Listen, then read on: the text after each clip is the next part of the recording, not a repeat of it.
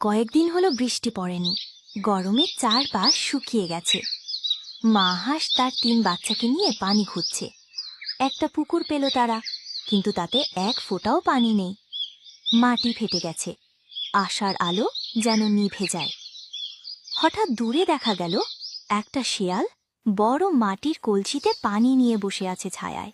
মা হাঁস কাছে গিয়ে বলল, আমার বাচ্চাদের একটু পানি দিন ভাই। শিয়াল হেসে বলল, তোমাদের জন্য আমার পানির এক ফোঁটাও নেই। হাঁস পরিবার মাথা নিচু করে আবার হাঁটা শুরু করলো। রাস্তার মাঝে হঠাৎ লুটিয়ে পড়ল মা হাঁস। বাচ্চারা কাঁদছে, জাগাতে চেষ্টা করছে, কিন্তু মা কিচ্ছু বলছে না। তখনই হঠাৎ ঝোড়ো হাওয়ায় শিয়ালের হাড়ি পড়ে গিয়ে ভেঙে যায় আর জল মাটিতে মিশে যায়।